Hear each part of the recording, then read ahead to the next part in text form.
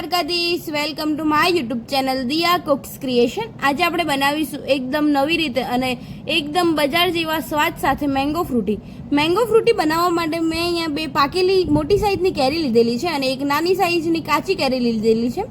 હવે તેને આપણે સારી રીતે કટ કરી લઈશું। અહીંયા આપણે કાચી કેરીને કટ કરી લઈશું। તમે જોઈ શકો છો આ રીતે તેને રફલી પીસીસમાં તેને કટ કરી લઈશું। અહીંયા આપણી કાચી કેરી કટ થઈને તૈયાર થઈ ગઈ છે। હવે આપણે મેંગો જે પાકી કેરી લીધેલી છે તેની અંદરથી બધો જ પલ્પ નીકાળી લઈશું। તેને પણ આપણે આ રીતે કટ કરી લઈશું।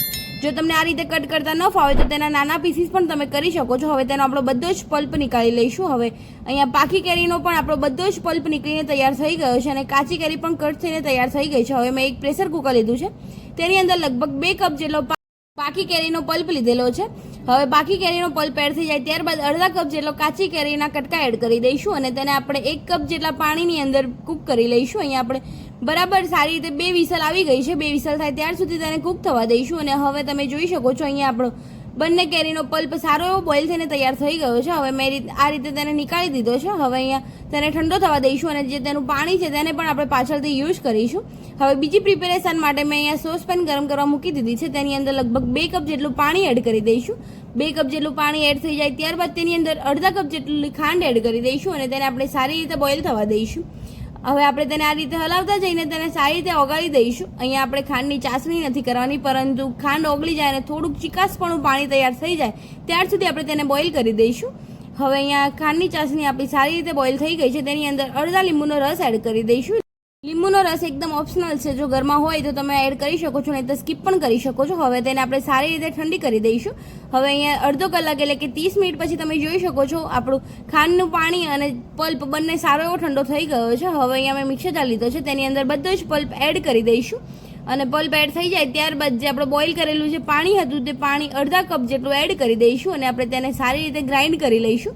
હવે અહીંયા તમે થોડીક વાર પછી જોઈ શકો છો અહીંયા આપણો પલ્પ સારો એવો ગ્રાઇન્ડ થઈને તૈયાર થઈ ગયો છે।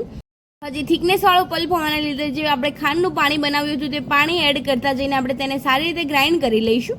હવે તમે જોઈ શકો છો અહીંયા આપણો ફરી પલ્પ મેં ગ્રાઇન્ડ કરી લીધો છે। હવે ફરી તેની અંદર અડધા કપ જેટલું ખાંડનું પાણી એડ કરી દઈશું અને તેને આપણે ફરી ગ્રાઇન્ડ કરી લઈશું। આ રીતે ખાંડનું પાણી એડ કરતા જઈને તેને આપણે સારી રીતે ગ્રાઇન્ડ કરી લઈશું। અહીંયા આપણો પલ્પ ગ્રાઇન્ડ થઈ ગયો છે। અહીંયા મેં મિક્સર બાઉલ લીધું છે, હવે તેની ઉપર આ રીતે ગળણી રાખી દઈશું અને તેની અંદર જે આપણે પલ્પ ગ્રાઇન્ડ કરી રાખ્યો છે તે પલ્પને એડ કરી દઈશું અને પલ્પને આપણે સારી રીતે ગાળી લઈશું, જેથી કરીને બધો જ પલ્પ આપણો સારી રીતે સ્મૂથનેસ સાથે ગળાઈને તૈયાર થઈ જાય। આ રીતે તેને હલાવતા જઈને ગાળી લઈશું। તમે જોઈ શકો છો તેની અંદરથી બધો જ રેસાવાળો પાર્ટ આપણે દૂર કરી દઈશું અને આ રીતે આપણે તેને સારી રીતે ગાળી લઈશું। જો કેરીની અંદર રેસા ન હોય તો તમે તેને ગાળ્યા વગર પણ ડાયરેક્ટ બનાવી શકો છો, પણ હવે તમે જોઈ શકો છો અહીંયા આપણો રેસાવાળો પાર્ટ દૂર થઈ ગયો છે અને આ રીતે પલ્પ પણ બનીને તૈયાર થઈ ગયો છે। આ પલ્પને તમે એરટાઇટ કન્ટેનરની અંદર રેફ્રિજરેટરની અંદર 2 થી 3 મહિના સુધી સ્ટોર પણ કરી શકો છો। જ્યારે તમારે બનાવ્યું હોય તે ત્યારે પલ્પની અંદર થોડું ઠંડુ પાણી એડ કરીને તમે તેને ફ્રૂટીને સર્વ પણ કરી શકો છો। હવે અહીંયા તેની અંદર 2 કપ જેટલું ઠંડુ પાણી એડ કરી દઈશું અને 2 કપ જેટલું પાણી એડ થઈ જાય ત્યારબાદ આપણે પલ્પને સારી રીતે પાણીની અંદર મિક્સ કરી લઈશું અને તમે જોઈ શકો છો અહીંયા બજાર જેવી ફ્રૂટી આપણી ઘરમાં જ 10 થી 15 મિનિટમાં તૈયાર થઈ જાય છે।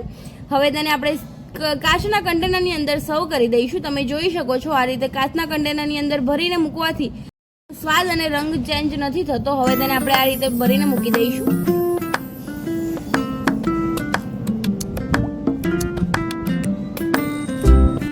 અહીંયા બજાર જેવી ફ્રૂટી આપણી સર્વ થઈને તૈયાર થઈ ગઈ છે। જો તમને મારી આ રેસીપી ગમી હોય તો લાઇક કરજો, શેર કરજો અને કમેન્ટ કરજો। કમેન્ટ બોક્સમાં મને જરૂર જણાવજો કેવી લાગી મારી આ રેસીપી।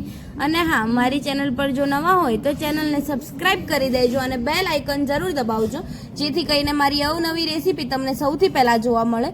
મળીએ કોઈ નવી રેસીપી સાથે, ત્યાર સુધી બધાને જય દ્વારકાધીશ, જય શ્રી કૃષ્ણ।